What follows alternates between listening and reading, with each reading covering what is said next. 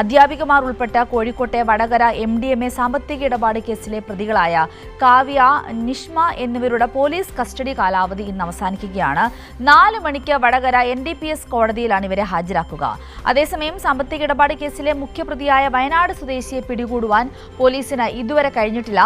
Police arrest രേഖപ്പെടുത്തി റിമാൻഡിൽ കഴിയുന്ന ഇരട്ടി സ്വദേശി പയ്യോളി പോലീസ് രജിസ്റ്റർ ചെയ്ത കേസിലും പ്രതി ചേർത്തിട്ടുണ്ട്.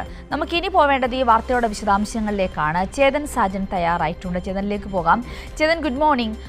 നാടകീയമായ ചില സംഭവങ്ങളൊക്കെ ഈ പ്രതികളെ പോലീസ് കസ്റ്റഡിയിൽ വിട്ട സാഹചര്യത്തിലുണ്ടായിരുന്നു. അതിൽ ഒരാൾ മറ്റൊരാളെ കുറ്റം പറയുന്നു, ഞാനൊന്നും ചെയ്തിട്ടില്ല എന്ന തരത്തിലുള്ള പ്രതികരണങ്ങളൊക്കെ നടത്തി മാധ്യമങ്ങളോട് തന്നെ നടത്തുന്ന സാഹചര്യം നമ്മൾ കണ്ടു. ഇപ്പോൾ ഇതാ അന്വേഷണം പുരോഗമിക്കുന്നു. ചോദ്യം ചെയ്യലിന് ശേഷം അവരെ വീണ്ടും കോടതിയിൽ ഹാജരാക്കുകയാണ്. എന്തൊക്കെയാണ് ഇന്നിപ്പോൾ സംഭവിക്കുവാൻ സാധ്യതയുള്ള കൂടുതൽ കാര്യങ്ങൾ?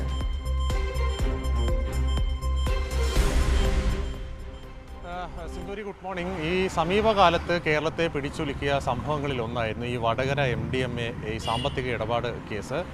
വലിയ രീതിയിൽ ചർച്ച ചെയ്യപ്പെട്ട വിഷയമാണ്.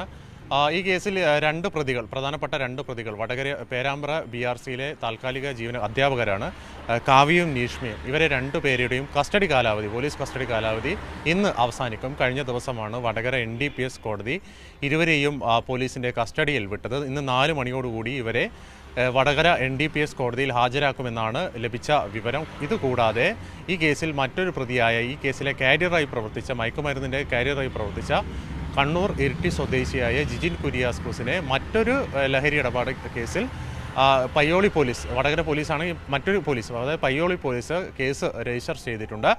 ഈ കേസുമായി ബന്ധപ്പെട്ട അന്വേഷണം ഇപ്പോൾ പുരോഗമിച്ചുകൊണ്ടിരിക്കുകയാണ്. അന്വേഷണ ഉദ്യോഗസ്ഥനൊക്കെ സ്ഥലം മാറ്റിയ ഒരു സാഹചര്യവുമുണ്ട്. ഇത് എത്രത്തോളം കേസിനെ ബാധിച്ചിട്ടുണ്ട് എന്ന് ഇപ്പോൾ പറയാൻ സാധിക്കില്ല. ഏതായാലും ഇതിലെ ഏറ്റവും വലിയൊരു ഒരു നമ്മളെല്ലാം ഞെട്ടിച്ചൊരു കാര്യം, ഈ കേസിൽ ഉൾപ്പെട്ട 4 പേരും ഈ അധ്യാപകരാണ് എന്ന കാര്യമാണ്. 3 പേരും അധ്യാപകരാണ് എന്ന കാര്യമാണ് പ്രധാനമായും എടുത്തു പറയേണ്ടത്. ഒരേ സ്ഥാപനത്തിൽ ജോലി ചെയ്ത പേരാമ്പ്ര BRCയിലെ അധ്യാപകരാണ് ഇവർ എന്ന കാര്യമാണ് എടുത്തു പറയേണ്ടത്. മറ്റൊരു കാര്യം അന്വേഷണ സംഘം പരിശോധിക്കുന്നത്, ഈ ടീച്ചർമാർ കുട്ടികളുമായി ഈ മയക്കുമരുന്ന് ലഹരി ഇടപാട് നടത്തിയിട്ടുണ്ടോ എന്ന കാര്യമാണ് പരിശോധിച്ച് വരേണ്ടത്. ഒരു കാര്യം പോലീസ് പറഞ്ഞിട്ടുണ്ട്, ഈ കേസിലെ 3 പ്രതികളായ ഈ അധ്യാപകർ ഇവർ മയക്കുമരുന്നിന് അടിമകളാണെന്ന കാര്യം മുൻപ് അന്വേഷണ സംഘം പറഞ്ഞിരുന്നു. ഇതുമായി ബന്ധപ്പെട്ട് കണ്ണൂർ DIG കാർത്തികൊക്കെ മാധ്യമങ്ങളെ കാണുകയുണ്ടായി.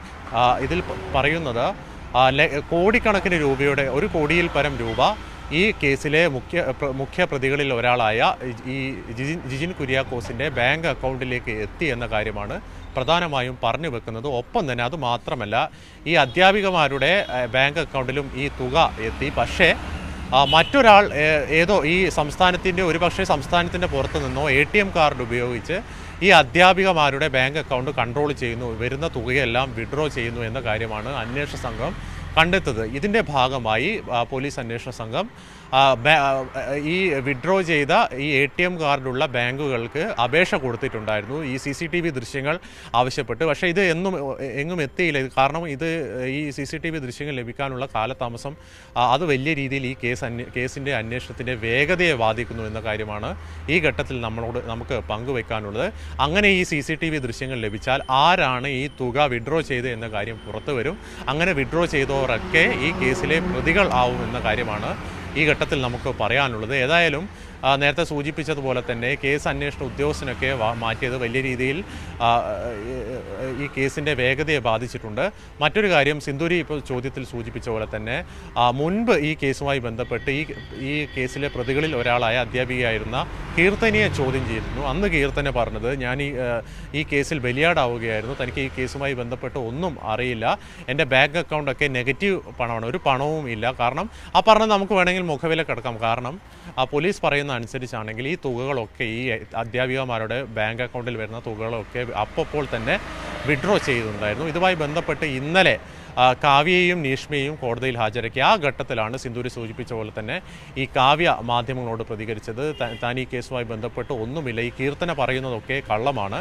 അത് കീർത്തന മുൻപ് മാധ്യമങ്ങളെ കണ്ടപ്പോൾ ഈ തന്നെ ബലിയാടാക്കിയതാണ് അവരാണ്, അതായത് കാവ്യയും നീഷ്മയൊക്കെയാണ് കുറ്റക്കാർ, താൻ നിരപരാധി എന്ന സൂചന ഈ കീർത്തന നൽകിയിരുന്നു. ഇതാണ് കഴിഞ്ഞ ദിവസം ഈ കാവ്യ കോടതിയിൽ ഹാജരാക്കിയപ്പോൾ കാവ്യ മാധ്യമപ്രവർത്തകരെ കണ്ടപ്പോൾ പറഞ്ഞത്. താനും ഈ കേസിൽ ബലിയാടാക്കപ്പെട്ടതാണ്, കീർത്തന പറയുന്നതൊക്കെ പച്ച നുണയാണ്. അപ്പോൾ നമ്മൾ ഈ മനസ്സിലാക്കേണ്ടത് പരസ്പരം പഴിചാരിക്കൊണ്ട് എങ്ങനെയെങ്കിലും രക്ഷപ്പെടാമെന്ന കാര്യമാണ് ഈ പ്രതികളായ അധ്യാപികമാർ നോക്കുന്നത് എന്ന കാര്യമാണ് ഈ ഘട്ടത്തിൽ നമുക്ക് പറയാനുള്ളത്. ഏതായാലും ഈ അധ്യാപകന്മാരെ, ഈ 2 അധ്യാപകന്മാരെ ഇന്ന് വടകര NDPS കോടതിയിൽ ഹാജരാക്കും. ഒരു പക്ഷേ ഇനി അടുത്ത ഘട്ടം ഈ അന്വേഷണ സംഘം കടക്കുക ഈ 4 പ്രതികളെയും, ഈ കണ്ണൂർ ഇരിട്ടി സ്വദേശി ഉൾപ്പെടെ അധ്യാപികമാർ ഉൾപ്പെടെ എല്ലാവരെയും ഒരുമിച്ചിരുത്തി ചോദ്യം ചെയ്താൽ കൂടുതൽ കാര്യങ്ങൾ പുറത്തു വരുമെന്നാണ് പ്രതീക്ഷിക്കുന്നത്. മറ്റൊരു കാര്യം വെല്ലുവിളിയായി ഉള്ളത്, ഈ കേസുമായി ബന്ധപ്പെട്ട് തുടക്കം മുതലേ പുറത്തു വരുന്ന ഒരാളാണ് വയനാട് സ്വദേശിയുടെ ഇൻവോൾവ്മെൻറ്റ്. ഇതുവരെയായും അത്തരത്തിൽ ഒരു ലീഡിലേക്ക് പോകാൻ അന്വേഷണ സംഘത്തിൽ ഇതുവരെ കഴിഞ്ഞിട്ടില്ല എന്ന കാര്യമാണ് ഈ ഘട്ടത്തിൽ പറയാനുള്ളത്. വരും ദിവസങ്ങളിൽ ഈ വയനാട് സ്വദേശിയും പിടിയിലാവുമെന്നാണ് ഉദ്ദേശിക്കുന്നത്. കാരണം ഈ വയനാട് സ്വദേശിക്ക് ഈ കേസിൽ നിർണായകമായ ബന്ധമുണ്ട്. ഇപ്പോഴും ഒരു ചോദ്യമുണ്ട്, ഇവർ ആർക്ക് വേണ്ടിയാണ് ജോലി ചെയ്തത്? അതായത് ഈ കേസിലെ 4 പ്രതികളും അവർ കാരിയർ മാത്രമാണ്.